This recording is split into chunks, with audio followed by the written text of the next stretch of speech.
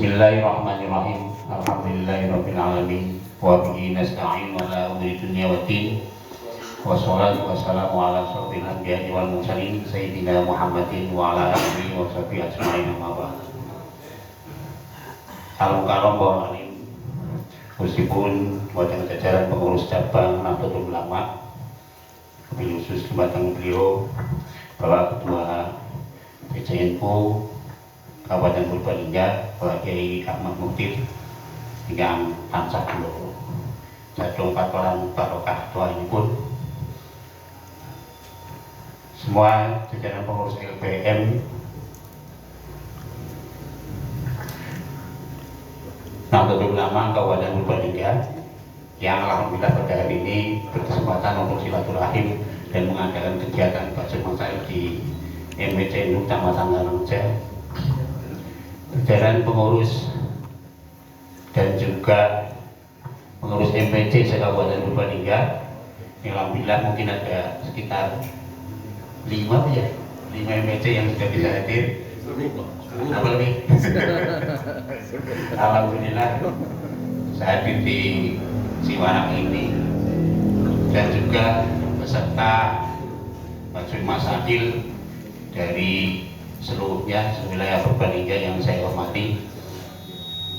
Alhamdulillah, puji syukur kehadirat Allah Subhanahu wa taala pada hari ini dapat dilaksanakan satu kegiatan rutin yang berupa Bajul Masail dengan materi pembahasan mungkin sesuai dengan yang ada pada undangan, atau mungkin bisa ada yang lain-lain yang berkaitan dan berkenaan menyangkut beragama di lingkungan masing-masing yang mungkin bisa disebarluaskan. Kedua kalinya sholawat dan salam dilakukan pada junjungan kita Nabi besar Muhammad SAW yang kita ikut ajarannya dan kita berharap mendapat syafaatnya ila yaumil qiyamah. Amin Allahumma amin. Bapak-bapak ya dan saudara yang saya hormati, beberapa hal ingin saya sampaikan. Yang pertama, ucapan terima kasih pada seluruhnya, baik dari PC sampai ke tingkatan perwakilan MPC yang hadir pada hari ini. Mudah-mudahan ini menjadi nilai manfaat barokah untuk kita semua untuk pengembangan keilmuan, khususnya sebagai dasar-dasar dalam beragama di lingkungan kita. Dalam Bajul Masail ya, ini yang saya harapkan, apa yang sudah dihasilkan di Bajul Masail itu tinggal sosialisasinya yang kira-kira mengena ke bawah. Jadi misalnya kalau sudah ada kegiatan LPM, kira-kira itu tersosialisasi gimana caranya, mungkin bisa ke depan yang dimanfaatkan melalui media medsos dulu juga nggak masalah. Melalui grup-grup di masing-masing MPC, insya Allah sudah ada grupnya dan itu bisa meretas keranting. Yang saya contohkan yang sudah berjalan itu buku khotbah itu ternyata saya share itu setiap minggunya, ternyata anak sing nunggu begitu pray anak sing takon. Jadi mungkin Bajul Masail akan sama. Saya kira kalau di sosialisasi semacam itu semakin masuk ke bawah. Jadi nanti hasilnya akan terasa. Apalagi ini masalah-masalah aturan agama ini kan sangat penting. Ini yang pertama. Jadi ini terima kasih bagi upaya LPM, dan ini kemarin sudah menghubungi MPC, dan ini MPC mungkin yang perdana di sini. Jadi mudah-mudahan ke depannya bisa ada keterlibatannya sehingga nanti itu jadi hasilnya bisa langsung terasa ke bawah. Terus yang kedua, ini yang terakhir, kami barangkali dalam penyelenggaraan ini, pertama saya terima kasih pada Sobil Pet, yaitu mengasuh pondok pesantren Miftahul Ulum. Ini adalah pondok rintisan di wilayah Kecamatan Tarumja, dan mohon doa restunya, dukungannya sehingga benar-benar menjadi pondok yang bermanfaat. Amin. Dan maslahat untuk pengembangan ajaran Aswaja. Dan yang kedua, terima kasih pada seluruh peserta pada hari ini. Saya ucapkan selamat juga untuk berbajul masa membahas masalah-masalah, jangan sampai untuk membuat masalah gitu di kemudian hari. Jadi kita harus ada penetasannya biar masalah itu terurai dan bisa dirasakan dan maslahat untuk kita semua.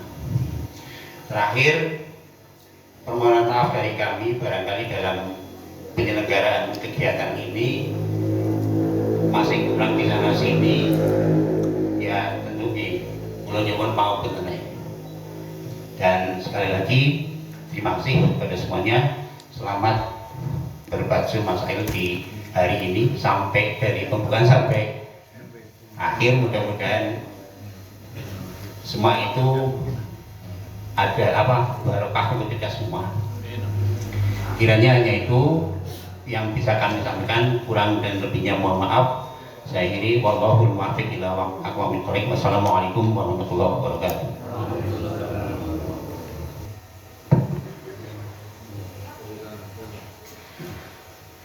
Assalamualaikum warahmatullahi wabarakatuh. Waalaikumsalam warahmatullahi wabarakatuh. Bismillah, alhamdulillah, alhamdulillahilladzi ja'alana min ahli sunnati wal jamaah an-nahdiyah. Asyhadu an la ilaha illallah wahdahu la syarika lah wa asyhadu anna sayyidina Muhammadan abduhu wa rasuluh alladzi la nabiyya ba'dah. Allahumma shalli wa sallim wa barik ala sayyidina wa habibina wa syafi'ina wa qurrati a'yunina Muhammad ibni Abdillah wa ala alihi wa ashabihi wa man tabi'ahu ila yaumil qiyamah. Amma ba'd. Hadratul muhtaramin, para alim, para kiai, wabil khusus pada laksanipun jajaran syuriah PCNU hadir di tengah-tengah kita, dan wakil syuriah dan juga Katib Syuriah PCNU selaku pembina Lembaga Bahsul Masail, hadiranipun Romo Kiai Ilham, Romo Kiai Imamuddin, wonten ngarsanipun jajaran sekretaris PCNU Pak Kiai Haji Salim Effendi, wonten ngarsanipun jajaran Syuriah mantan Fidyah MWCNU se-Kabupaten Purbalingga, wonten ngarsanipun pengasuh Pondok Pesantren Miftahul Ulum Siwarak, panjenenganipun Romo Kiai Abdul Wani, sejabda sedaya keluarga ageng saking Miftahul Ulum, soho Ketua Lembaga Bahsul Masail PCNU Kabupaten Purbalingga, yang tansah kawula mriki sedaya pengurus LBM Kabupaten Purbalingga, sedaya hadirin ingkang tansah kawula hormati. Alhamdulillahirabbil alamin. Malah kita manjatkan puji dan syukur kepada Allah Subhanahu pada siang hari ini kita dapat berkumpul di Pondok Pesantren Miftahul Ulum untuk bersama-sama melaksanakan kegiatan rutin yang dilaksanakan oleh Lembaga Bahsul Masail. Tetapi ini kegiatan yang perdana yang melibatkan MWCNU se-Kabupaten Purbalingga. Patut kita syukuri dengan kalimat tahmid bersama-sama. Alhamdulillahirabbil alamin. Salam dan salam semoga terlimpah curahkan kepada junjungan kita Nabi Agung Muhammad SAW. Semoga juga tercurah untuk keluarga, sahabat, dan semoga kita termasuk umatnya yang mendapat syafaatul uzma di yaumil qiyamah nanti. Amin ya rabbal alamin. Para kiai, para ustaz, para ustaz yang Allah hormati, kami atas nama pengurus Sabang Nahdlatul Ulama Kabupaten Purbalingga memberikan apresiasi dan penghargaan yang setinggi-tingginya. Yang pertama kepada Lembaga Bahsul Masail yang alhamdulillah kegiatan seperti ini berjalan secara istiqomah rutin, baik yang dilaksanakan oleh Lembaga Bahsul Masail itu sendiri berbarengan juga dengan santri di pondok pesantren. Alhamdulillah kami mendapatkan laporan dari Ketua LBM Bapak Kiai Aziz berjalan dengan lancar, meskipun tadi disampaikan oleh Ketua MWC Karangreja masih efeknya belum terlalu dirasakan sekali oleh MWC maupun nanti, dan inilah mungkin hari ini memulai supaya apa yang dihasilkan atau produk dari Lembaga Bahsul Masail ini nanti bisa dirasakan sekali oleh warga Nahdlatul Ulama khususnya dan masyarakat pada umumnya. Yang kedua, bahwa ini juga tadi saya bisik-bisik dengan Pak Yai Salim, ini juga bisa menjadi embrio program yang seperti dilaksanakan oleh PW, ada Naharul Ijtima, barangkali nanti mungkin melibatkan pondok maupun madrasah diniyah mungkin ke depan atau majelis taklim supaya lebih semarak lagi. Amin. Ini jadi alhamdulillah hari ini meskipun belum semua MWC hadir, saya lihat ini baru 9-8 MWC yang hadir, tapi alhamdulillah menjadi embrio. Insya Allah nanti kalau ini kita lebih masif lagi dalam hal pelaksanaannya dan juga dirasakan sekali manfaatnya oleh MWC, saya yakin ke depan MWC bukan diundang tapi butuh. Diundang bukan hanya ingin mengundang tapi butuh. Nah, oleh karena itu biar MWC merasa butuh adalah bagaimana forum yang baik ini nanti bisa dilaksanakan secara maksimal untuk mensosialisasikan hasil dari lembaga Bahsul Masail. Dan ini sebenarnya core produk Nahdlatul Ulama. Produk inti Nahdlatul Ulama adalah bagaimana hadir di tengah-tengah masyarakat terkait dengan masalah keagamaan. Karena di dalam peraturan dasar dan peraturan rumah tangga NU terutama pasal 3 disebutkan di sana adalah NU adalah perkumpulan yang bergerak dalam bidang keagamaan. Itu yang pertama. Jadi jangan sampai kita memikirkan ekonomi, memikirkan pendidikan, tapi justru keagamaannya dilupakan. Maksudnya apa? Masalah-masalah yang dihadapi oleh masyarakat terkait dengan keagamaan malah NU tidak bisa jawab. Itu berarti sudah meninggalkan peran inti dari berdirinya Nahdlatul Ulama ini. Oleh karena itu saya tadi berdiskusi dengan Ketua LPM dan teman-teman di dalamnya Pak Yai Imam tadi, ada beberapa yang inovasi yang dilakukan oleh kita di NU terutama di LPM, bagaimana supaya yang mungkin hasil dari lembaga Bahsul Masail ini belum dipahami sepenuhnya, atau kalaupun disampaikan keseluruhan itu masyarakat itu males untuk membaca gitu, karena mungkin hasilnya banyak, maksudnya banyak, apalagi belum diterjemahkan gitu ya.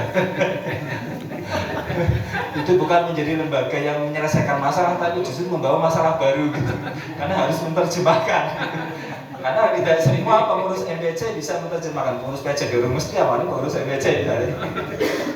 Jadi dibuat yang praktis, yang hasil dari LBM ini betul-betul masyarakat tercerahkan, karena di situ ada hal-hal yang betul langsung dibutuhkan oleh masyarakat dan terjawab secara praktis, terjawab dengan sederhana, sehingga ketika mau ditanya maksudnya mana, ya takut LBM, tapi keputusannya adalah ini.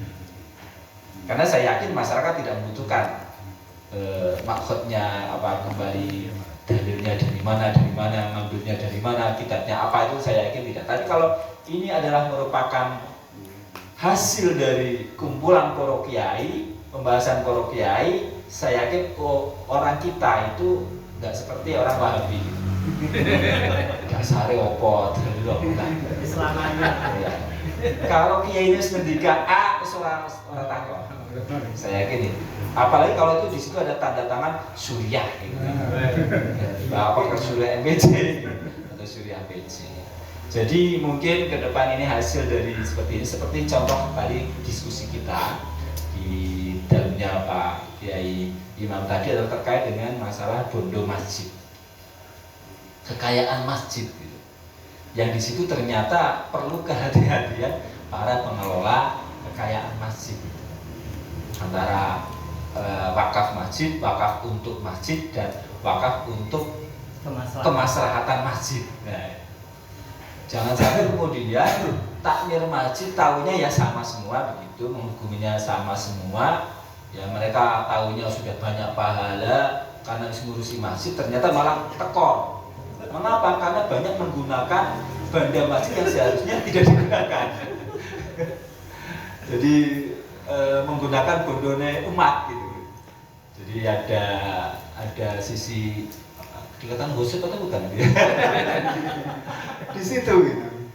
Jadi malah jadi tekor. Ini kan perlu sekali dan kita yakin bahwa pengurus ranting, pengurus MWC, saya yakin adalah para pengelola masjid, para takmir masjid, bahkan sebagian besar juga imam masjid. Nah ini yang kemudian sangat juga dibutuhkan mereka itu mempunyai pemahaman, mempunyai dasar ilmu dalam penggunaan kekayaan masjid.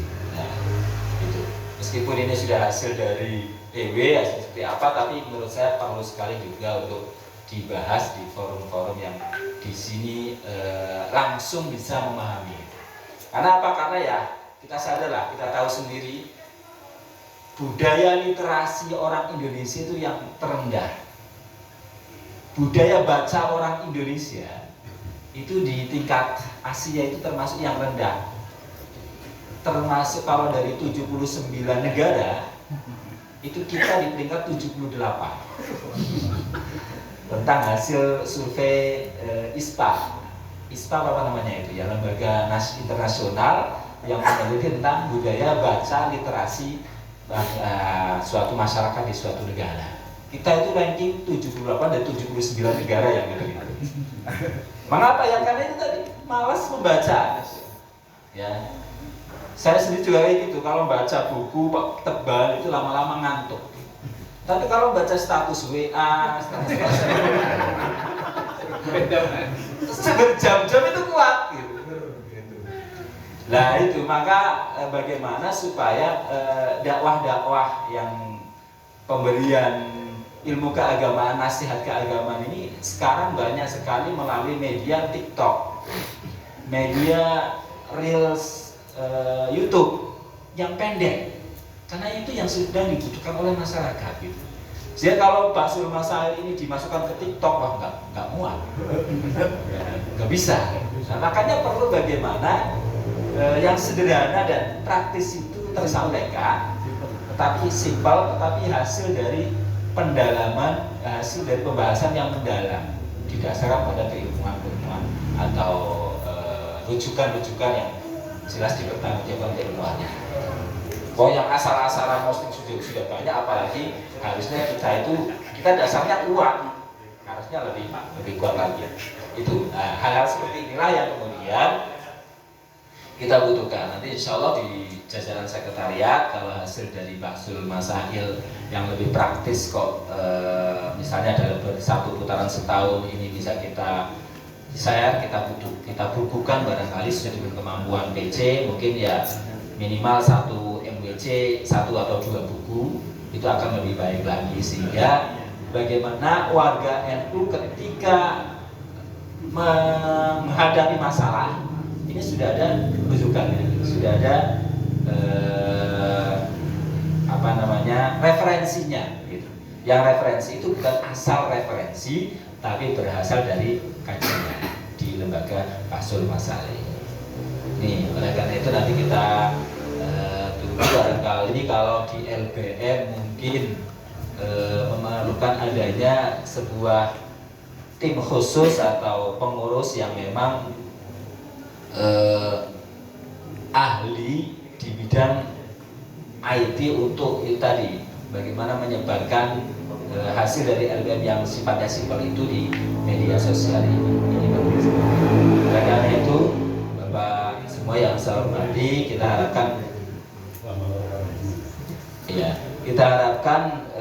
ini hari ini beliau awal untuk MWC hadir, maka kita harapkan hasil dari Basul Masail ini nanti dari MWC juga mensosialisasikan kepada warga Nahdliyin, karena saya yakin di setiap MWC sudah ada kegiatan pengajian Ahad pagi. Nah, baik sekali ketika pertemuan rutin seperti ini nanti disampaikan juga di pengajian Ahad pagi. Jadi hal yang dihadapi masyarakat itu memang tersampaikan, hasil dari LBM tersampaikan kepada jamaah kita, sehingga pengajian Ahad pagi bukan pengajian yang hanya bersifat umum saja, tapi juga hasil dari kajian di LBM ini tersampaikan di pengajian Ahad pagi. Oleh karena itu barangkali mungkin karena belum bisa dibukukan ya bisa di-share di grup MBC. Nanti MBC menyampaikan di pengajian Ahad paginya itu ada yang ditugasi khusus untuk berceramah kaitannya dengan hasil-hasil kajian lembaga Bahsul Masail ini. Kemudian yang kedua, karena di masing-masing entitas juga ada lembaga Bahsul Masail, maka ketika pertemuan LBM ini monggo Surya dan Firyan menggandeng lembaga Bahsul Masail juga untuk ikut hadir di acara lembaga Bahsul Masail, sehingga kita harapkan bukan hanya sekedar untuk konsumsi Surya dan Tarfidiyah, tapi juga lembaga Bahsul Masail di MBC. Syukur juga lembaga Bahsul Masail di MBC juga sudah menggait ranting-ranting untuk membahas di MBC masing-masing. Kedepannya kita harapkan seperti itu. Itu Bapak para kiai, para ustaz yang saya hormati, intinya kita berharap ini video yang awal yang baik ini nanti bisa berlanjut. Tapi itu tadi bagaimana LBM bisa menjawab bahwa oh inilah yang sudah sebenarnya dibutuhkan, sehingga Indonesia nanti merasa butuh. Hadir di sini merasa butuh sehingga tekannya orang kawanan. Kawanan orang pembahasannya sedikit karena butuh kasih. Berarti dia butuh gitu. Apalagi Pak Yai Hasan ngertinya LBM orang kegiatan gitu. Jadi sekali lagi kalau orang butuh pasti akan berusaha semaksimal mungkin untuk bisa hadir. Nah, bagaimana LBM ini bisa menjawab itu? Kita harapkan seperti itu Bapak semua, sehingga ke depan akan lebih semarak lagi pertemuan lembaga Bahsul Masail. Bapak-bapak kiai yang saya hormati, demikian yang dapat kami sampaikan. Saya mengucapkan mari kita buka bersama dengan membaca suratul Fatihah. Semoga acara yang kita laksanakan ini nanti berjalan dengan lancar, sukses dan membawa berkah bagi kita semua, bagi pengurus MBC, pengurus cabang, pengurus MBC maupun warga Nahdliyin di kawasan Bubalia. Ala hadiniyah wa ala kulli niyatin shalihah. Al-Fatihah. Alhamdulillahirabbil alamin arrahmanir rahim maliki yaumiddin. Iyyaka na'budu wa iyyaka nasta'in ihdinas siratal mustaqim. Shiratal ladzina an'amta 'alaihim ghairil maghdubi 'alaihim waladdallin. Dengan dibacakannya suratul Fatihah tadi, maka Bahsul Masail BCNU dan MWCNU yang dilaksanakan oleh lembaga Bahsul Masail BCNU Kabupaten Balingga pada hari ini, hari Sabtu 17 Juni 2023, saya nyatakan dibuka. Demikian, dan mohon maaf karena saya double acara. Setelah ini ke MI Karangreja ada pelantikan pengurus PP3 MNU dan kepala madrasah MI Karangreja. Saya tidak bisa menyertai para kiai semua. Mohon maaf yang sebesarnya. Saya akhiri waqul muwaffiq ila aqwamit thoriq. Assalamualaikum warahmatullahi wabarakatuh. Waalaikumsalam. Assalamualaikum warahmatullahi wabarakatuh. Waalaikumsalam. Al-Fatihah. A'udzubillahi minasyaitonir rajim. Bismillahirrahmanirrahim. Alhamdulillahirabbil alamin arrahmanir rahim maliki yaumiddin. Iyyaka na'budu wa iyyaka nasta'in ihdinas siratal mustaqim. Siratal ladzina an'amta 'alaihim ghairil maghdubi 'alaihim waladdallin. Amin.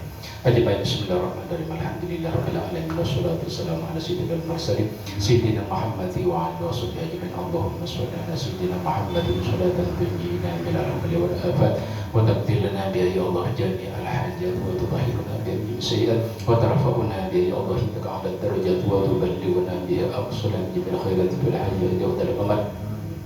Allahumma ja'al awladana wa jami' talamidana min ahli ilmi wa ahli Qur'an wa ahli al-sunnah khair wa ahli al istiqamah wa ala ahli sunnah wal jamaah min hadatul ulama wa ahli dzikri wa ahli jannah wa la taj'alhum min ahli su'il ad-dain Allahumma barik lana fi dzurriyyatina fatum la tadruhum li ta'atika wa rasulihum wa idhum bi kalimatillahi tammati min kulli syai'in hamdan min kulli lamatin Allahumma la tidhum bi ibadi rasulullah syawal qalas Allahumma inna nas'aluka an tarzuqna rizqan halalan kasran wasi'an thayyiban barakan min wa ta'amin wa la muslimin syamudin ya muyassir yassir ya mudabbir dabbir ya musahhil sahih alina fi kulli min fashiyatin ya muyassir yassir ya mudabbir dabbir ya musahhil sahih alina fi kulli min fashiyatin ya muyassir yassir ya mudabbir dabbir ya musahhil sahih alina fi kulli min fashiyatin.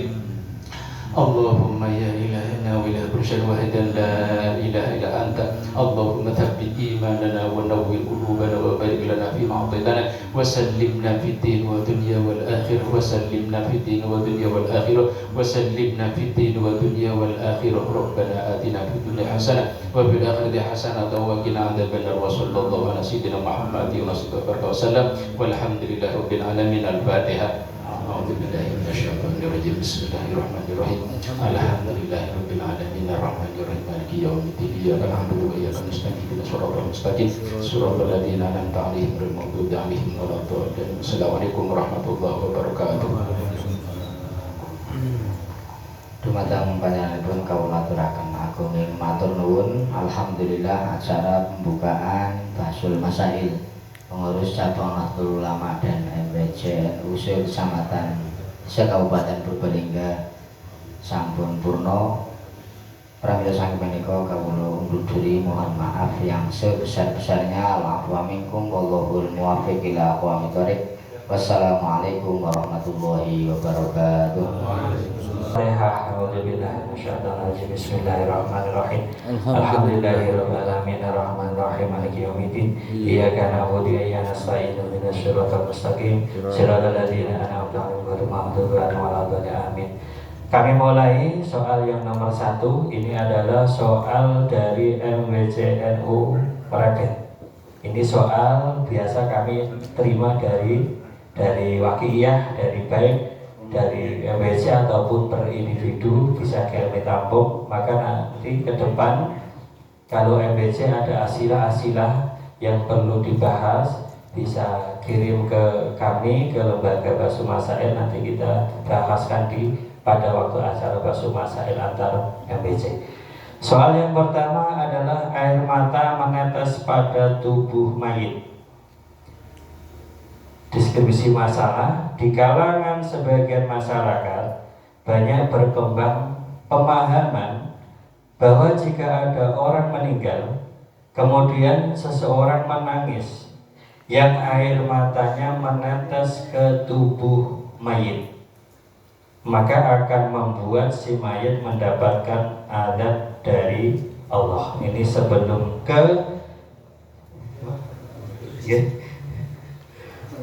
Sebelum ke soal, kira-kira deskripsi masalah ini perlu ada perubahan apa cukup seperti itu?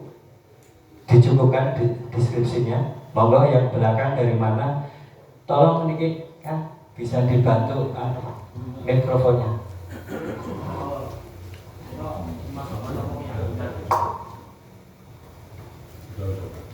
Terima kasih. Dari mana gitu? Dari Jalan Kerja. Bismillahirrahmanirrahim. Ini kalau yang dimaksud pemahaman pun apa keyakinan gitu.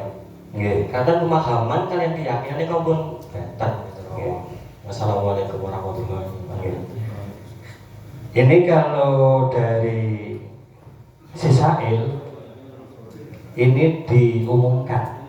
Ini diumumkan dalam artian ini memakai pemahaman atau memakai suatu keyakinan. Dan air menetes itu sebelum dimandikan ataupun setelah dimandikan. Dari Sisail mintanya itu diumumkan. Ya, monggo yang lain mau menanggapi? Ya. Yang dimaksud diumumkan itu mungkin mutlakkan gitu, bukan diberitahukan. Ya, dimutlakkan. Mutlak ini mau pemahaman ataupun keyakinan. Dan kalau misalnya pemahaman ini nanti seperti apa larinya. Kalau mau ini suatu keyakinan, nanti jawabannya seperti apa? Karena dari Sisail mau ini dimutlakkan. Gitu. Secara umum, monggo Kang Budi.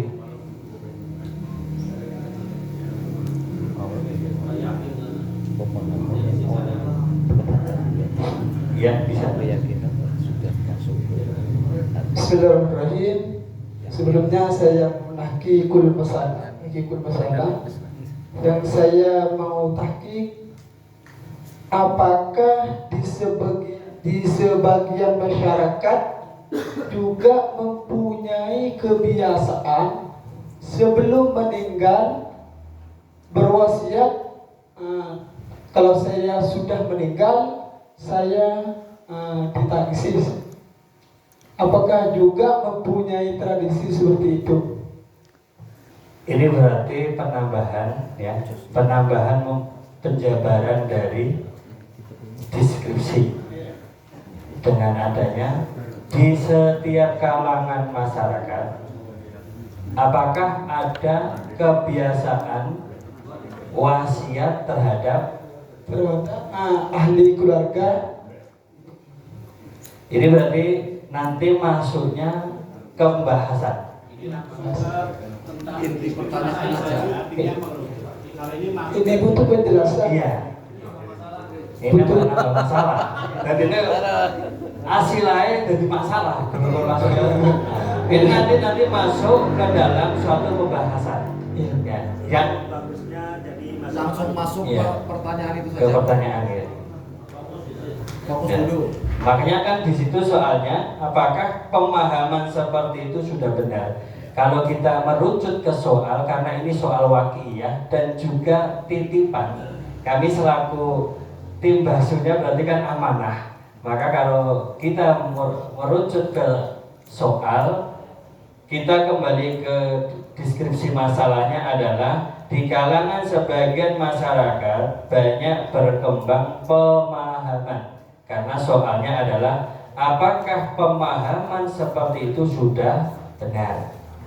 Kira-kira soal ini masih ada yang perlu dibahas apa? Ada yang masih janggal apa betul? Karena ini soalnya ini titipan amanah.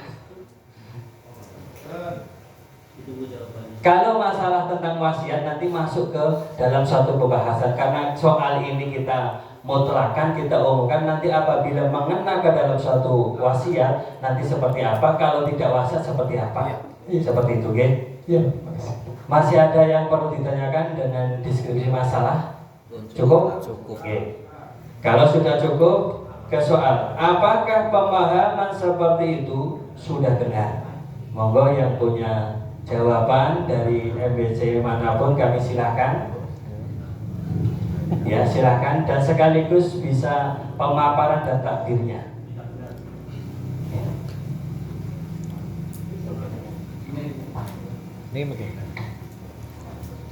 Saking cara kerja menanggapi bahwa pemahaman seperti benar, ya benar.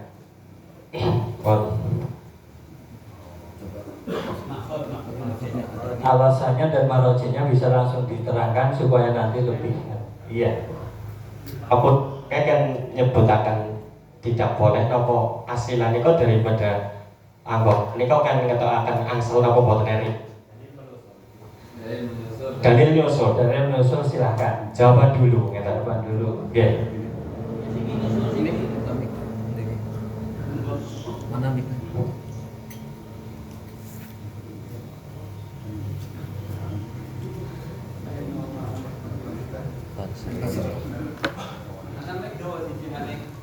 Mati.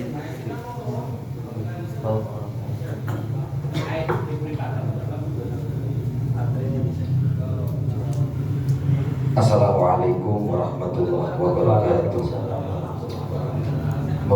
Memperkenalkan diri, saya dari NWC Kota Purbalingga. Adapun pertanyaan tentang apakah pemahaman seperti itu benar, saya mengambil dari kitab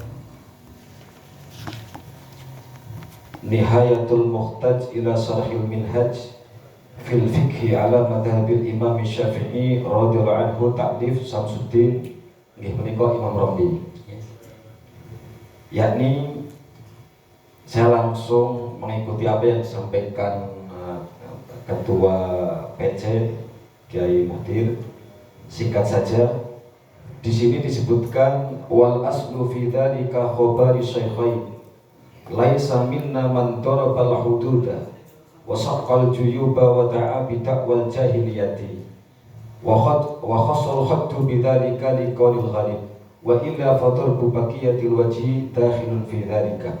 Jawabannya di sini wala yu'adzabul mayyitu bi syai'in min dzalika illa yusab bihi liqaulihi ta'ala wa la taziru waziratu wizra ukhra bi khilafi ma awsa bihi ka qawli tarfata lil 'abdi idza mittu fa an'ini bima ana ahlu wa suqqi 'ala jaybi ya binta ma'badin. Jadi wala yu'adzabul mayitu, tidak disiksa mayit bisyai'in min dzalika, dari perbuatan yang berlebihan. Jadi misalnya ada orang meninggal nih, nangis, dia dorobal hudud, mukul-mukul pipi, nampar-nampar pipi, terus kemudian wasaqal juyub, kemudian narik-narik baju, nyobek-nyobek baju, wa ta'a bi taqwal jahiliyah wala yu'adzabul mayyitu bi syai'in min dzalika. Jadi tangisan orang yang meninggal, tangisan orang yang masih hidup untuk orang yang meninggal, walaupun air matanya jatuh mengenai mayit, maka tidak disiksa. Alasannya illam yusabihi, selama yang meninggal ini tidak berwasiat. Kalau yang meninggal nanti, kalau saya mati, tolong ucapkan seperti ini, seperti ini, seperti ini, seperti ini. Lah, yang tangisan inilah yang menjadikan mungkin dosa. Selama tidak ada wasiat dari yang meninggal, baik ini secara umum atau tidak, kebanyakan di zaman-zaman saat ini memang tidak ada. Orang meninggal nanti, kalau saya meninggal sebutlah kebaikan saya, terus sebutlah masa hidup saya ketika saya hidup. Memang sudah sangat jarang. Mungkin di zaman dahulu, zaman jahiliyah, iya memang sudah umum. Tapi di zaman saat ini mungkin tidak ada. Nah, adapun dosa orang tidak seperti yang difirmankan oleh Allah SWT, bahwasanya orang tidak akan bisa menanggung dosa orang lain, seperti yang diwasiatkan oleh Tofa, kalau saya mati tolong sebutlah apa yang ada pada diriku, dan sobek-sobeklah baju yang dipakai. Mungkin seperti itu yang bisa saya sampaikan. Kemudian ada qala al-imam wa dhabitu fi dzalika anna kulla fi'lin yatadammanu idharu jaza'i. Jadi yang menjadikan haram itu jikalau sesuatu tersebut sampai menampakkan jaza'i, dengan yang terjadi itu tidak terima, maka mungkin itu yang menjadikan mayit demo. Tetapi kalau tidak ada wasiat, tidak, karena orang yang meninggal itu tidak akan disiksa sebab dosanya orang yang masih sebab tangisannya orang yang masih hidup, kecuali yang meninggal itu orang kafir. Beda lagi kalau yang meninggal orang kafir, memang orang kafir tersebut min ashabi dunia. Saya kira itu. Monggo lainnya. Kalau kembali ke soal pemahaman yang seperti itu benar apa tidak? Kalau benar seperti apa, kalau tidak nanti seperti apa, karena kita mutlakan. Ya. Mungkin itu juga nanti ada dzabit yang bisa menjadikan, ataupun dasar-dasar yang bisa menjadikan bahwa yang benar seperti ini, yang tidak benar seperti ini. Monggo, ya, ada lainnya lagi? Ya, monggo yang lain. Ini ada, ini bisa. Oke.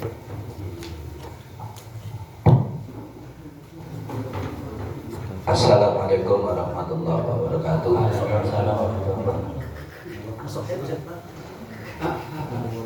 Langsung saja.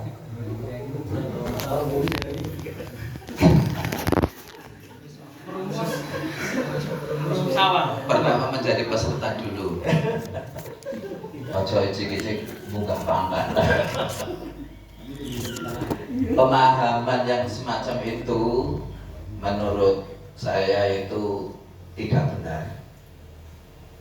Menurut saya itu tidak benar. Dari pemahaman bahwa mayit disiksa karena tetesan air mata orang yang ditinggal mati, itu tidak benar. Yang benar bahwasanya mayit itu tidak akan disiksa dikarenakan tangisannya orang yang ditinggal mati, baik itu tangisan yang mubah atau karohah, bahkan tangisan yang muharram. Tangisan yang muharram contohnya itu menyobek-nyobek baju, memukul-mukul bibir, memukul-mukul ya Allah, kuku meneh ya, kuku juga bisa. Ya pokoknya seperti itu tidak menjadikan masalah, menjadikan sebab mayit itu disiksa. Walaupun toh air matanya menetes ke badannya si mayit. Bahkan juga ada keterangan itu di atas juga ada bahwa nangis sebelum mati juga nggak apa-apa, nangis setelah mati juga nggak apa-apa. Ada hanya perbedaannya itu ada yang karohah, ada yang mubah, dan ada yang muharram. Tapi itu semua tidak mengefek terjadinya mayit itu disiksa, kecuali ada kecuali si mayit itu sebelum meninggal wasiat, anak-anakku kabeh aku yang mati ojo ditangisi, yang aku mati aja ditangisi. Lah kok dumadakan mati tenanan keluarganya pada nangis, maka itu yang menyebabkan mayit itu disiksa. Saya ambil tabir dari kitab Madzhabul Arba'ah. Hada wala yu'adzabul mayyitu bibukai ahlihi al-muharrami alaih. Bahwa mayit itu tidak disiksa disebabkan tangisan ahli keluarganya yang diharamkan, tangisan yang diharamkan. Illa idza awsa bihi, kecuali mayit itu sebelum meninggal wasiat kepada keluarganya untuk tidak ditangisi. Wa idza alima anna ahlahu sayakuna alaihi ba'dal maut, maka apabila mayit, calon mayit dulu, calon mayit itu ngerti, mengetahui bahwa mereka akan nangis apabila aku mati, itu saya akan ditangisi. Wa dhanna annahum law awsahum bitarihi, dan si mayit, calon mayit itu mempunyai prasangka, yang aku wasiat mari keluargaku kon ojo padha nangis pada manut. Aja nangis pada manut. Bitarihi intasadu, maka mereka akan ahli waris akan mengikuti wasiatnya. Wa nafadu wasiatahu wajaba alaihi ayyusiyahum, maka si calon mayit itu wajib memberikan wasiat kepada ahli keluarganya untuk tidak menangis. Wa ilan yusi, nah yen ora wasiat, ini sih gampangnya menukui mulane jenengan kabeh mati ora kan wasiat kok aja ditangis, nangis ya kok luwek. Wa ilan yusi, apabila si mayit itu, calon mayit itu tidak wasiat karena sudah mempunyai don, apabila saya wasiat mereka akan mengikuti wasiatnya, kok tidak wasiat dibuka ini nanti dibatal maut, itu mudhiba, otomatis si mayit itu di alam sana disiksa. Itu seperti itu kira-kiranya Mas. Terus dikuatkan di dalam kitab Adkar juga seperti itu, takbilan daripada annal mayyita yunadzabu bibukai ahlihi alaihi. Itu ada takwilannya idza awsahum, ketika ahli keluarganya wasiat kepada mayit itu, wasiat kepada ahli keluarganya kok tidak dilaksanakan, mereka itu menangis, maka si mayit itu disiksa. Terima kasih. Wassalamualaikum warahmatullahi wabarakatuh. Waalaikumsalam. Jawaban yang ada dari kota dan juga dari Merepet itu sama dalam segi kalau tidak wasiat, ya, kalau tidak wasiat berarti menangisnya itu tidak masalah. Artinya ketika ada orang meninggal, tetesan air mata itu ke tubuh si mayit itu si mayit tidak disiksa oleh Allah karena tidak berwasiat. Dengan alasan karena kalau dia berwasiat sama halnya ada semisal ketidakterimaan terhadap si mayit. Mungkin dari yang lain seperti tadi sudah di kota ya. Ketidakterimaan dengan takdir. Ketidakterimaan dari takdirnya Allah. Ingkiat wal istislam. Iya. Tidak terima dengan itunya. Tidak terima dengan adanya takdir karena dia itu ingkiyatul istislam liqadaillah. Ya. Mungkin yang lain ada jawabannya? Sebentar. Ya. Nerima utawa orang nerima takdir itu tidak berpengaruh kepada si mayit. Yang justru yang berdosa itu yang tidak meninggal itu karena Rasulullah, karena tidak menerima ketentuan dari Allah. Jadi baik bukaul haram, nangis yang diharamkan itu tidak berpengaruh kepada si mayit selama mayit itu tidak wasiat untuk tidak ditangisi. Mungkin dari mereka bisa menanggapi dengan dari kota wadha bid kullu fi'lin yatadamman idharu jaz'in yunafi inqiyadu wastislam liqada illahi ta'ala wa la yu'adzibul mayyit.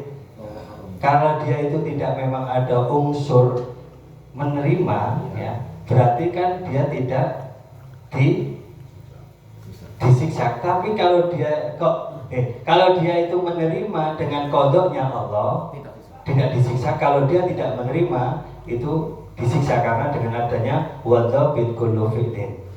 Artinya dengan adanya hal seperti tersebut kan ada garis besar bahwa yang menjadi dasar adat ataupun yang lain yang terjadi di masyarakat, kalau ada dhabitnya kita kan lebih tepat dalam segi menghukumi dalil tersebut. Kira-kira mungkin jenengan dengan adanya wadhabit tersebut bagaimana? Itu juga bisa dimasukkan. Namun kalau secara umum di situ ada kata-kata duka itu ada yang mubah, ada yang karoha, ada yang muharram.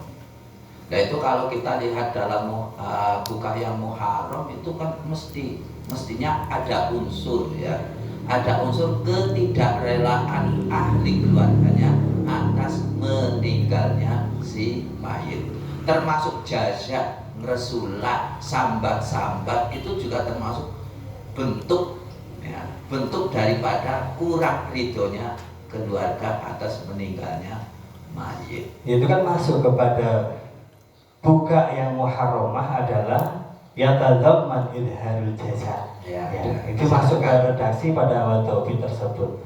Silakan yang ya, lain. Monggo yang lain. Ini ada jawaban yang sama antara kota dan Brebet. Di antara adalah bahwa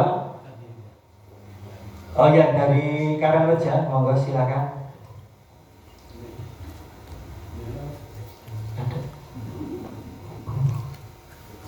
Ya, assalamualaikum warahmatullahi wabarakatuh. Bismillahirrahmanirrahim. Langsung saja menanggapi dari semuanya. Sebenarnya kalau kita melihat takdir yang sudah masuk, sebenarnya itu sama, hanya saja itu di masalah wasiat. Intinya begini. Sebenarnya kan kalau masalah nangis itu tidak ada masalah. Tidak ada masalah nangis. Qayyidnya kan illam yusok. Kita bagi dua. Nangis itu kan ada yang muharramah, ada yang tidak apa-apa. Di Iqna itu juga ada halaman 181 itu wala ba'sa bil bukai 'alal mayyiti qablal maut wa ba'dahu, itu tidak masalah. Nah, ini hukumnya pada orang yang menangis ahlinya kan seperti itu. Kecuali yang seperti yang disebutkan bak nyampak rambut dan juga jobek-jobek baju itu baru diharamkan. Nah, itu juga ada qayyidnya di belakang wala yu'adzabul mayyitu bi syai'in min dzalika ma lam yusabihi. Ini qayyidnya adalah yang haram. Qayyidnya adalah yang haram, bukan yang mubah. Artinya kalau mayit itu berwasiat itu belum tentu disiksa. Lihat nangisnya ahli itu apa yang haram apa yang enggak. Kan seperti itu. Kalau misalkan ternyata ahlinya itu ketika diberi wasiat mengko nangis anggur meninggal misalkan, ternyata di situ nangisnya itu yang dilarang, maka itu disiksa. Tetapi kalau nangisnya hanya mengalirkan air mata, itu tidak jadi masalah. Jadi intinya begini, kalau tidak berwasiat itu tidak masalah, baik itu buka yang diperbolehkan maupun kan itu ke mayit tidak masalah. Yang menjadi permasalahan adalah ketika berwasiat. Nah, ketika berwasiat ini, lihat ketika berwasiat nangis ahlinya itu apa yang biasa hanya meneteskan air mata, apa yang seperti yang diharapkan. Nah, ini perlu ditafsir. Walaupun yang berwasiat jangan langsung dihukumi misalkan ini disiksa, belum tentu. Lihat nangisnya ahli walaupun itu berwasiat. Kalau nangisnya itu misalkan itu yang haram, berarti benar termasuk yang disampaikan dari juga di ada misalkan berwasiat itu juga disiksa seperti itu. Nah, bihilafi ma ida auso bihi misalnya dulu bitakdibil mayyiti ala dzalika, ini yang berwasiat, ini yang haram. Ketika nahminya ahli itu ternyata yang seperti nyambak rambut, seperti tidak terima seperti itu dengan takdir Gusti Allah. Makanya kalau yang tidak berwasiat sudah insya Allah menurut saya pribadi ini tidak masalah. Tapi yang berwasiat ini perlu ditafsir. Kalau misalkan nangisnya ahli itu yang haram, berarti disiksa. Ya, tapi misalkan tidak, berarti tidak masalah. Mungkin itu nasnya insya Allah sudah masuk semua yang tadi disampaikan dari semua MBC seperti itu, dan ketambahan dari yang saya sampaikan tadi. Mungkin itu yang dari saya. Terima kasih. Wassalamualaikum warahmatullahi wabarakatuh. Untuk Kang Raja, kira-kira pentafsiran dalam segi menangis yang wasiat yang bisa mewujudkan tidak berdosa seperti apa? Kita kan hanya begini. Maksudnya dibaca tolong maksudnya. Ini kan mengambil muqabalahnya dari illam yusok. Dan ala dzalika yang dimaksud ala dzalika itu, oke. Dari lafaz ala dzalika itu kembalinya kepada yang haram, bukan yang wala sabil buka yang alal mayyiti qoblal mauti wa ba'dahu, bukan ke ini ala dzalika. Nah, yang haram itu kan yang haram itu ketika berwasiat, kan seperti itu. Ini contohnya, wala yu'adzabul mayyitu bi syai'in min dzalika, ini yang haram. Qoyidnya ini kembalinya ke yang haram dzalika itu. Malam yusok, kecuali tidak berwasiat. Diambil dari ini dan bukan kembali kepada yang sah, tapi kembali kepada yang diharamkan. Itu menurut saya, mohon maaf, niru seperti itu.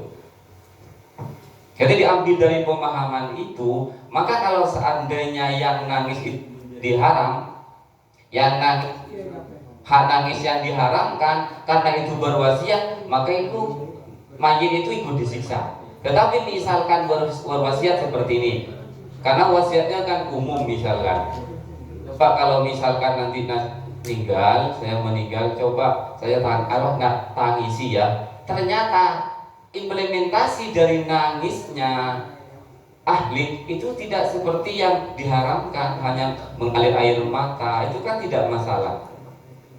Jadi keharaman dari ahli itu bisa menjadi siksanya mayit seperti itu. Menurut pemahaman saya seperti itu. Ya, kalau kami ulang kembali jawaban pada yang pertama adalah kalau menangisi mayit hukumnya tidak masalah, artinya boleh. Kecuali kalau sebelumnya mayit berwasiat, ya. Yang kedua, kalau ada orang mati dan ahlinya seolah-olah tidak menerima dengan adanya takdir al-jaza ataupun yang lain yang sifatnya adalah tidak ada rasa terima, ini berarti tidak boleh. Ya. Terus kalau ada orang meninggal, air matanya menetes ke tubuh si mayit, ini kira-kira kalau dalam kriteria fikih itu masuknya seperti apa? Karena pada suatu saat baginda Nabi itu kan pernah di kuburan dan melihat putranya meninggal, Said Ibrahim kalau nggak salah. Nah, Rasulullah ditanya sahabat, ya Rasul apakah kau menangis? Tidak. Terus sahabat itu tanya lagi, kenapa kau mengeluarkan air matamu ya Rasul? Itu jawabannya ya Rasul, karena saya menahan supaya tidak ada unsur nauhah. Kan seperti itu.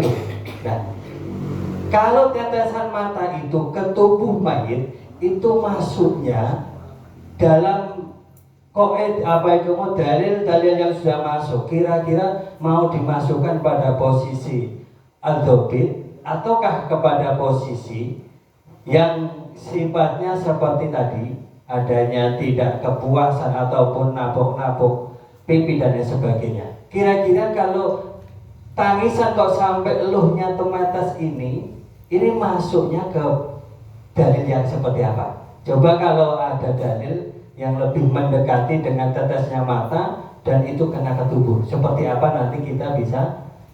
Ini sementara jawaban ada sekitar 3, intinya sama. Ya, monggo yang Karareja belakang. Bismillahirrahmanirrahim. Ini nusul dari ibu.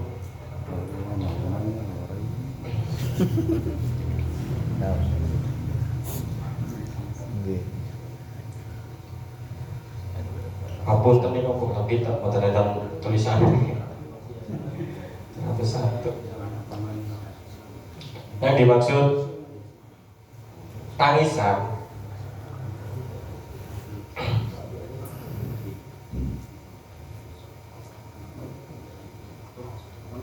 dan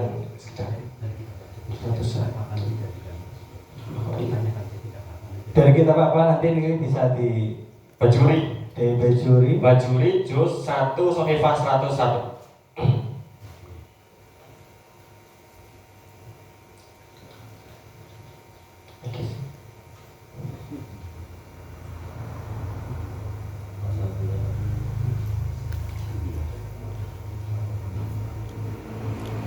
Bun, kita gini. Nggih, monggo. Fatul Wahab, Bajuri versi Fatul Wahab. Kalau bahasa lan orang bahaya itu maksud bil bukail kalamai. Yang dimaksud nangis, ya toh. Fahwa tawi nangis iku mubahun wa kalam fil buka bil qasri wa huwa nuzulil dumui. Matune Allah min khairi sautin cerita kosoro. Iki yang mubah atau hanya penang terus untuk ulwah, kata. Jadi mengenai menangis. Terus menangis itu tidak dilarang sama Mas Neko, apa merasa kehilangan. Ketika yang tidak diperbolehkan, ayat jusul bukaul alaihi qabla maut wa ba'dahu. Saat sudah mati atau sebelum mati ini kok diperbolehkan. Watakuhu aula. Ketika dia tidak menangis maka lebih bagus tidak menangis. Wa yaqulu bukaul alaihi min ghairi nauhin niki nangis sing sambat-sambat cara bahasa Jawa ini kok aduh biung dan bapak mati tidak diperbolehkan. Air raful suati bi nadibi dan ini agak hebat bila dibi sampai sekelapan anaknya barekan nangis itu pun nangis terus kalian sambat-sambat terus nengok boten kalian nangis ngedalakan suara walau sakit dan orangnya ngelambi itu apa? Yang ini kalau pembahasan mengenai pulung sing digambar itu busi mayit. Enggak kalau mau nih bapak moderator ingkang terangaken lapan nahyun to nggih. Nahyun. Niyahah niku pangapunten. Kula nyuwun dalil niyahah. Yang dimaksud niyahah niku harus pundi? Nggih. Bisautin wa niyahah la mujarradun ma'al aini. Anal murada bil buka wa al bika bisautin wa niyahah la mujarrad ma'al aini. Artinya dia itu menangis tapi menangis batin tanpa mengeluarkan air mata. Niko niyahah. Sak pemahamane kula, niyahah niko tradisi Jawa jahiliyah. Jadi kata-katanya kalau ketika kau dari kawaso, wasiat, ketika tidak berwasiat atau biasa sebagai kaum, kebiasaan ada dulu zaman jahiliyah itu nek wong mati ditangisi. Utawa kok diwasiati. Sak pemahamane kula, nek nembe wasiat mawon niku pun keterapan ngedam. Terus kok ketambahan yang diwasiati nangis, iki ngadape double. Ngapunten, iki sing sedekah. Terus mengenai niyah, iki tradisi zaman jahiliyah.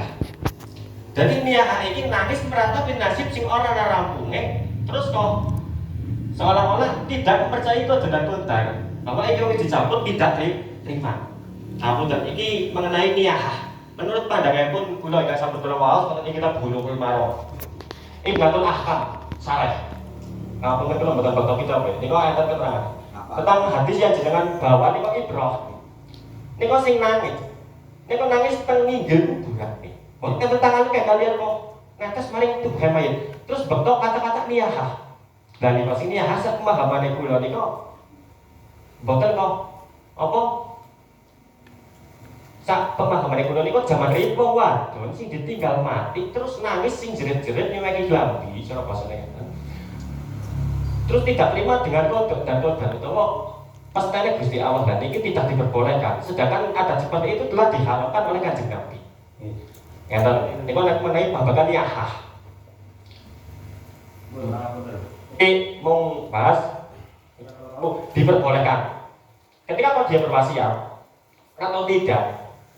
Ketika kau dia berwasiat dilakoni sing diwasiati dilakoni utawa ahli waris niku nangis utawa boten. Ketika dia telah berwasiat maka dia mendapat ngadab siksa. Ngeten, niku keterangan kula. Jadi kita Fathul Wahab juz 1 Shahifah 101. Wassalamualaikum warahmatullahi wabarakatuh. Terima kasih. Dengan beberapa jawaban itu kita bisa cermati atau dengarkan. Yang pertama adalah kalau kita kembali kepada soal apakah pemahaman seperti itu sudah benar? Tidak benar, kan? Karena menangisi orang yang sudah meninggal itu tidak ada masalah kecuali ada wasiat. Yang kedua, menangisnya karena ada unsur yang merasa ungkapan tidak menerima. Seperti itu ya.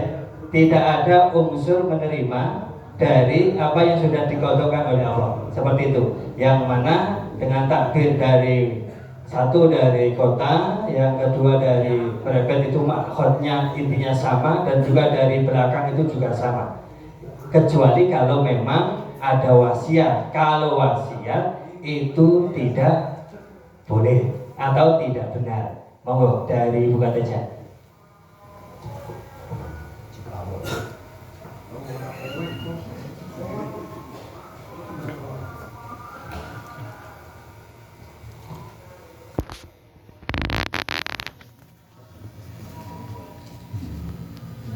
Monggo dari Buka Teja. Dari kami menambahkan menambah bahwa sebenarnya isinya itu sama. Ya memang nanti ketika seperti itu ditafsir sehingga ketika kok wasiatnya itu nanti berisi hal-hal yang haram saja, sehingga ketika kok nanti hal-hal yang tidak haram maka nanti ya tidak ada siksa.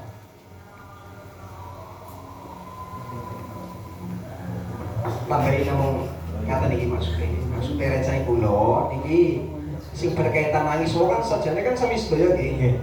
Sing nangis niki kan sami sedaya ada. Terus niki mau perjelas mawon nek mung rencana kula kalau seandainya orang tersebut niku kok nangis sampai berlebihan, katakanlah seperti itu, sampai berwasiat, sampai merobek-merobek mukanya umpama, berwasiat sampai merobek muka.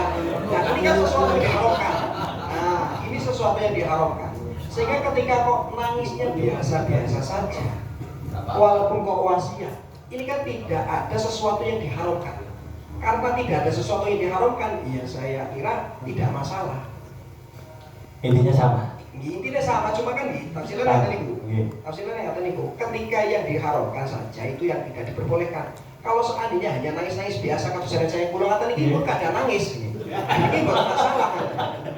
Ini versinya saya pulang tadi.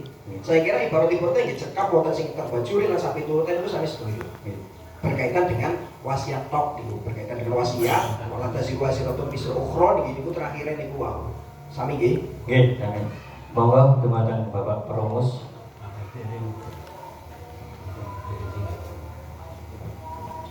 Memang niyahah itu adalah tradisi jahiliyah yang mana disabdakan Nabi tidak akan pernah terhenti.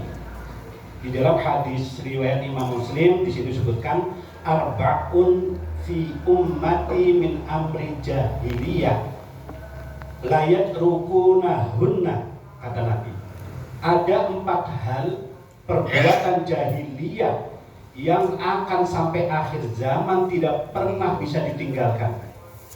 Yang pertama apa? Al-fahru fil ahsab. Sekarang lagi rame-rame ini,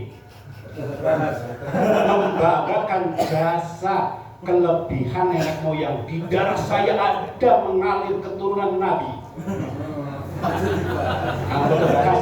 Ini yang pertama. Nabi Muhammad kakek aneh atau ente? Ini yang pertama. Itu tidak bisa ditinggalkan, kata Nabi. Ini hadis sahih riwayat Imam Muslim. Lalu yang kedua, kata Nabi, waqta'nu fil ansab. Kalian itu anjing-anjing, kalian itu siapa? Saya itu majikan. Sehingga merendahkan nasab orang lain. Ini tidak bisa ditinggalkan, kata Nabi. Artinya mereka selalu melakukan perbuatan jelek yang sudah biasa dilakukan oleh orang-orang jahiliyah. Lalu yang ketiga, wal istisqa'u bin nujum. Ya itu di wong Jawa biasa nggih. Kados teng tiyang ada di daerah pegunungan biasanya ketika musim kemarau ujug-ujug udan. Angkatan mriki biasanya udan itu makmur. Kenapa? Biasanya nek kados teng ngene kula niku ketika udan teka, oh kiye arep mekarakan, arep metukaken kembang kopi. Sehingga ada istilah, karena ini bulan ini mangsan ini, kadang ada kata-kata jadi kembang kopi kuwi kuasa. Enggak, istilah ada sebagian orang-orang dulu di desa kami, khusus di desa kami itu ngarani kembang kopi itu kuasa. Karena metune kembang kopi itu mendatangkan hujan. Lagi terang kaya ngapa mangsan kopi itu berbuah pasti akan berbunga, akan hujan. Sebab apa? Kopi niku hujan kalau mau menjadikan satu buah kopi itu sampai 9 kali hujan. Kembangnya itu kopi niku. Mulanya ada keyakinan dan itu adat jahiliyah yang mungkin dikatakan Nabi nopo namanya menisbatkan hujan atau menisbatkan sesuatu pada bintang tertentu. Itu adalah kebiasaan jahiliyah dan itu masih menjadi keyakinan yang tidak benar dan dilestarikan. Itu kata Nabi. Yang terakhir an-naihatu ida nopo yang keempat nih wan niyahah. Sehingga masalah ini perlu sekali diangkat karena niyahah itu pasti akan terjadi karena orang tidak semua imannya kuat kan itu. Artinya niyahah itu amrul jahiliyah yang tidak bisa ditinggalkan sehingga memang perlu perlu diselesaikan.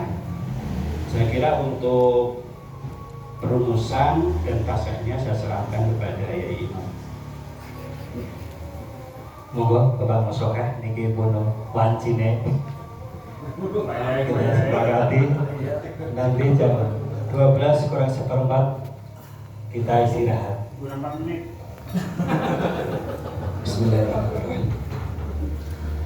Ini banyak hadis soal bahasan ini. Pertama adalah innal mayyita la yu'adzabu bi buka'i ahlihi alaihi. Mayit itu akan disiksa sebab tangisan keluarganya padanya. Hadis kedua adalah innal mayyita la yu'adzibu bi ba'di buka'i ahlihi alaihi. pakai istilah ba'du sebagian. Bagian yang ketiga adalah redaksinya la yu'adzabu bibuka'il hayy, entah keluarga atau yang pokoknya orang yang hidup nangis. Kalau ditangisi orang yang mati nggak masalah. Kemudian hadis berikutnya adalah yu'adzabu fi qabrihi bimani ha alaihi. Mayit itu akan disiksa di kuburnya sebab sesuatu niha alaihi, ya, karena niha alaihi. Manja bagi alaihi yu'adzabu. Hadis yang lain ada dua istilah Bapak sekalian. Pertama adalah buka'u, kemudian yang kedua adalah niyaha. Tadi banyak dijelaskan sebetulnya mal farqu bainal buka wan niyaha. Barangkali buka itu am, niyaha itu khos. Ketika kemudian redaksi am, kemudian Nabi bersabda dengan khos, maka kaidah usul fikihnya al-am kemudian diarahkan kepada yang khos. Ini paradigma dulu.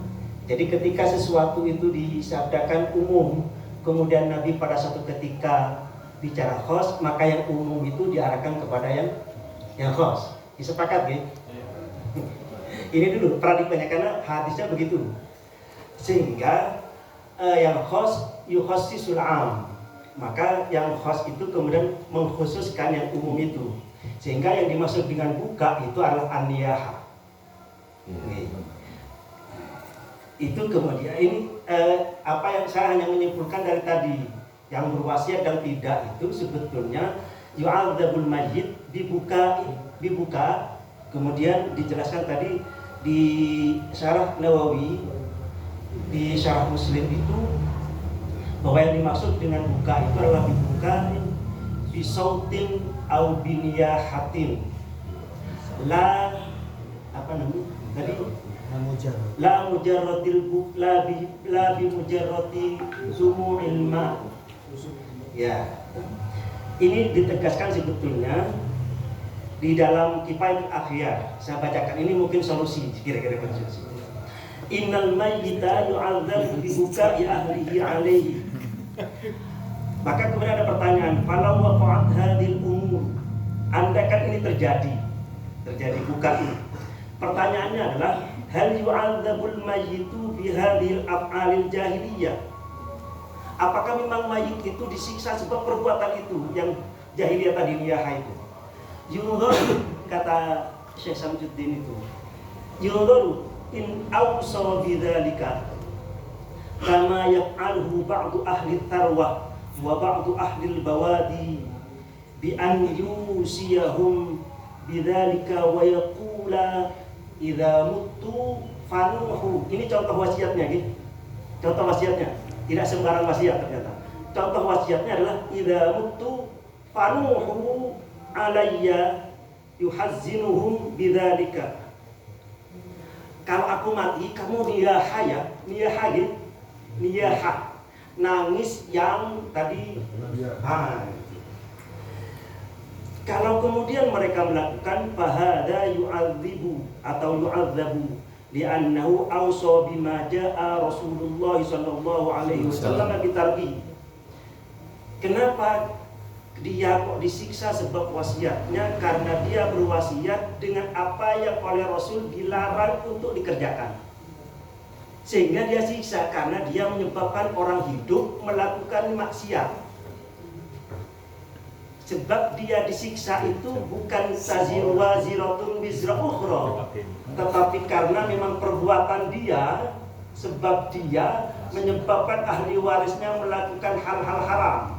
Begitu. Niyahah itu haram. Okay? Ketika kemudian ahli warisnya niyahah sebab kematian orang tuanya atau enggak, maka yang dosa ahli warisnya. Ingat nggih? Tetapi kata Nabi itu mayit bisa disiksa sebab niyahanya warisnya. Kayak apa yang disiksa itu? Kalau dia memang berwasiat untuk niyahah, berarti dia yang menyebabkan ahli warisnya melakukan yang haram. Maka karena dia yang menyebabkan, maka dia disiksa. Jadi disiksanya itu karena dia yang nyuruh untuk melakukan hal yang haram. Sehingga ketika dua, misalnya ahli warisnya nangis, entah nangis itu buka atau niyahah, maka mayit tidak disiksa.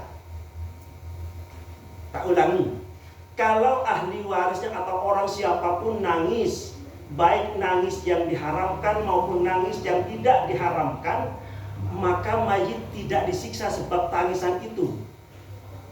Yang disiksa itu kalau sang mayit mewasiatkan ahli warisnya untuk melakukan niyahah. Kemudian kok niyahah, maka mayit disiksa sebab dia menyebabkan ahli warisnya melakukan hal-hal yang haram. Betul? Jadi bukan persoalan nangis. Jadi mayit baru disiksa ketika dia mengajarkan anak warisnya, ahli warisnya atau orang-orang untuk melakukan hal-hal yang dilarang oleh agama. Karena melakukan yang haram sebab dirinya, maka itu adalah haram. Itu yang disebut dengan maksiatun jariyah. Ini versi saya. Kan maksiatnya ikan lucu.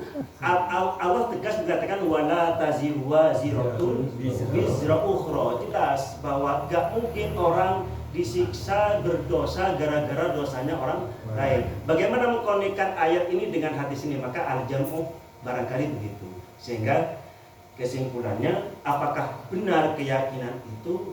Tentu saya sepakat tidak benar. Kecuali kalau ahli warisnya berwasiat atau ngajarin kalau dia mati maka ahli warisnya harus nangis dengan niyahah. Entah niyahah itu tadi artinya nangis dengan membuka mukanya.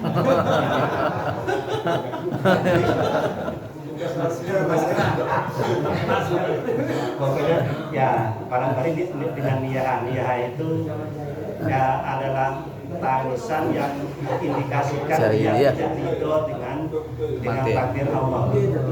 Tujuannya agar supaya mayit itu. Jadi nah cuma tadi yang mungkin perlu dilurus. Tadi disampaikan tadi oleh moderator. Apakah ada, tadi tidak dijawab, apakah tetesan air mata itu juga ngaruh? Apakah sekedar tangisannya toh? Karena di as'ilah itu ada dua, ada tangis, ada air mata. Oke. Berarti kita kesampingkan entah itu keluar air mata atau tidak. Pokoknya nangis niyahah. Nangis biasa, air matanya netes, asalkan tidak motori maka tidak masalah kan gitu. Tapi ini habis pakai celak, pakai kemudian motori maka tentu makruh begitu. Ini soal tetesan mata, soal tetes air mata itu kalau kemudian air mata itu bisa mengotori sang mayit maka tentu membuat mayit tidak bersih kan begitu. Tapi kalau malah membuat wangi misalnya kan tidak masalah nih. Misalnya air matanya wangi kan tidak masalah berarti. Karena tidak ada keterangan tadi, ini kan mutlak berarti.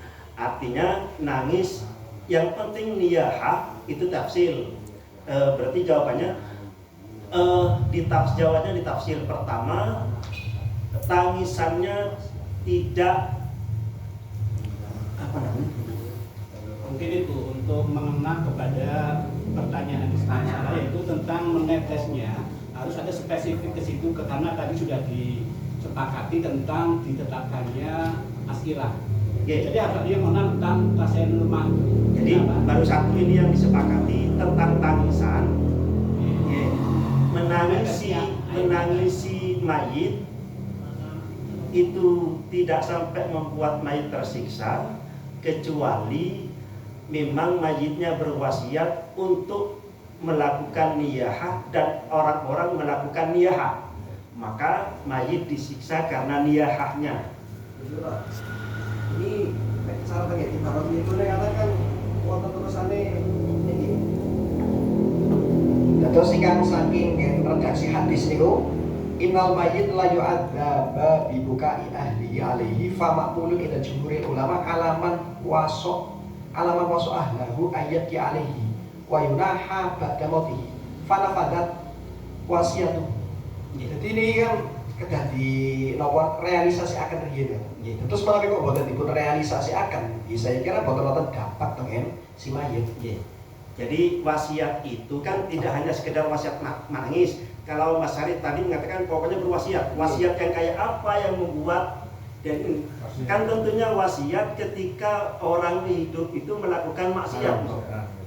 Kalau berwasiat, kalau saya mati, kamu nangis ya, nangis kan nggak apa-apa.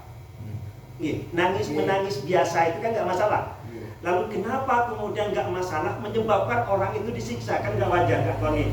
Sehingga supaya konit ketika menyebabkan orang itu yang hidup melakukan maksiat, yaitu nangis yang dilarang, kemudian itu diwasiatkan, berarti yang menyebabkan orang hidup melakukan wasiat itu kan mayitnya. Nah, ketika itu dilakukan, maka mayit juga mendapatkan siksa. Sama dengan kalau kamu mati, nyolong ya, maka saya ketika mati, kemudian kok dia nyolong, maka saya dapat jariah maksiat jariah. Ini Mas.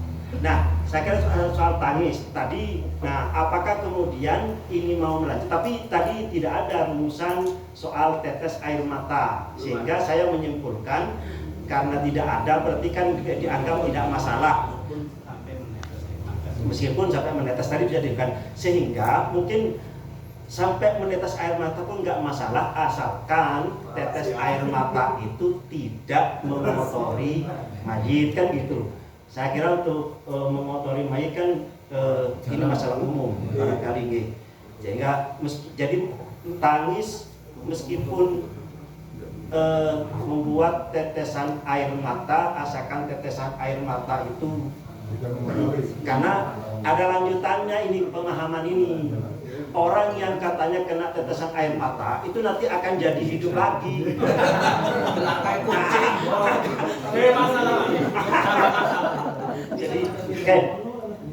Jadi saya simpulkan lagi, pertama agama itu tidak benar kecuali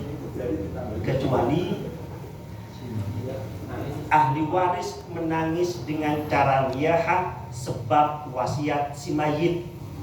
Tak ulangi, kecuali ahli waris atau orang-orang itu melakukan niyahah dalam berarti dijelaskan niyahahnya gara-gara wasiat si mayit. Ya, supaya tidak penasaran, ada lanjutannya tadi di kifayatul akhir. Wa illam yusi bal fa'ala ahluhu dzalika. Ngorong-ngorong dewek gak ada wasiat. La bilidahu wala bi ikhtiyarihi fala yu'adzabu. Tidak disiksa. Karpe dewek. Al-Fatihah. Alhamdulillah rabbil alamin maliki yaumiddin.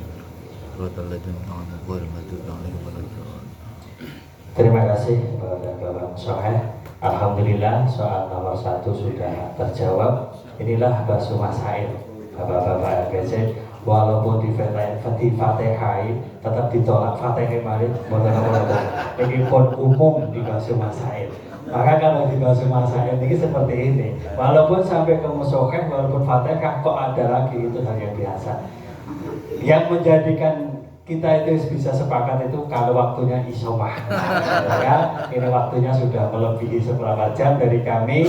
Kita tangguhkan waktu selanjutnya, nanti kita ke acara ini adalah jam 1 ya. Jam 1 kurang seperempat ya. Acara kita istirahat sampai nanti kita mulai lagi jam 1 kurang seperempat. Kesultanan setengah satu, oke, monggo. Undang-undang. Karena undang-undangnya jam 2 selesai tidak selesai harus bubar. Itu tradisi di Basu itu seperti itu. Selesai tidak selesai jam 2 harus bubar. Kalau nggak bubar, bubarkan diri. Kami wassalamualaikum warahmatullahi wabarakatuh.